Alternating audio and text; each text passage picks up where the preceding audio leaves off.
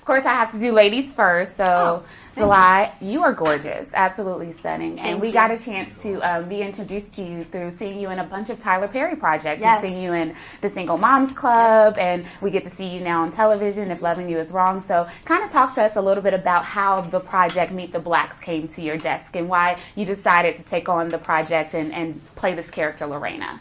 Well, I got a phone call from my agent, and then he put me on the phone with the director. Okay. And unfortunately, I wasn't in LA really to meet him personally, but we had a conversation, and the only thing we spoke about was how I respected the way he wrote her, which he wrote her as a sexy Latina woman, yes, but also with a lot of character and a lot of depth and a lot of consistency. She really cares about keeping her family together, really cares about where he got this money for, just for our family's sake.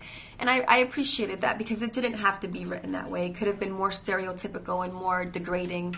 Like we've seen in the past. So and that was really the only conversation we had. And then obviously the fact that Mike was attached to star in it was very attractive to me because I'm a huge fan. Yeah, I mean, we're all huge fans of Mike. I mean, amazing actor. Tell us what it was like playing opposite Mike on screen. Because, I mean, it came across really, really funny. Yes, hilarious. And, yeah. I mean, I'll be honest, the first day I met Mike, I was a little intimidated because you were a little quiet the first day we met. Yeah. But then he became this, and I was like, oh, I enjoyed working with him so much. I laughed my butt off. Yes. To the point where my face. So did I. I mean, I was crying in the theater. I mean, and Mike, we love your comedic genius. I mean, from cult classics like Friday, Next Friday, Friday After Next. I mean, The Hangover 1, 2, and 3. I mean, there's so many amazing films out there that I personally feel like would not be the films they are today without your comedic genius. So, tell us, how did this project come about for you, and why did you decide to take on the role of Carl Black?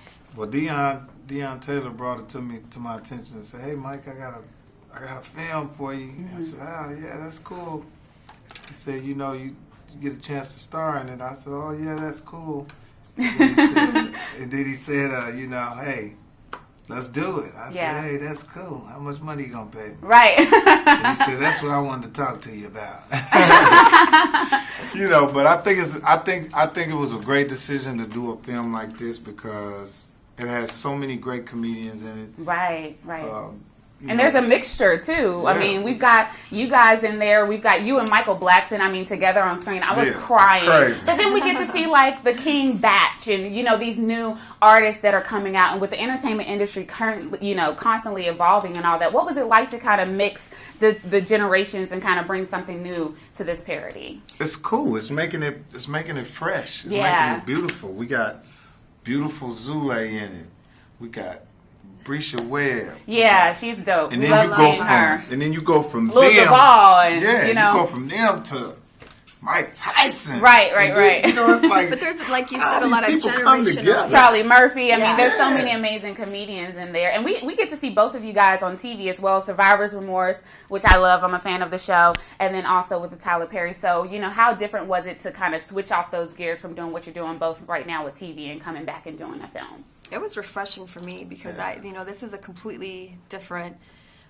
This is a whole different direction than what I do than Esperanza. Esperanza's kind of like in a rut. This is like she's married, she's happily married, she's in a really good place in her life. So it was really good to switch gears a little bit and be happy and be a caretaker and be a nurturing woman. And we get that from you. I think a lot of people may not know that you actually served some years in the Army before actually coming in and doing TV and film. So how was that transition for you? I don't think that I would be here if it weren't for the Army. I mean, that I would be working as an actress if it weren't for the Army. I think that the military gave me the vantage point of the world. It gave me such a big paradigm of the world where I thought I can do this. Yeah. Edge. Yeah, you definitely had that. And with you, Mike, I mean, the last time I got a chance to sit down with you was in New York when you were doing Jumping the Broom. Yeah. And since then, we've seen you do so many more things. I mean, and like I said, your comedic genius is amazing, but we get to see you play a lot more roles that are more in depth. And what I want to talk to you about is the fact that you're going to be playing in the Nina Simone biopic coming up as Richard Pryor, which we are so excited to see you do. I mean, that's a project and a role you've wanted to do for so long. So can you just talk about how that was to finally have that opportunity come to you and what you were able to bring to it? Well, again, you know, I get presented with opportunities, and I pick the ones that I think that are good for me in my career, and that was one of them. To play Richard Pryor. And it just goes to show that no matter what, you know, some people didn't want you to play the role and you got it anyway. So what's for you is for you. And obviously what's for you is for you. Beautiful as well. So thank you both for sitting down with me. I appreciate it.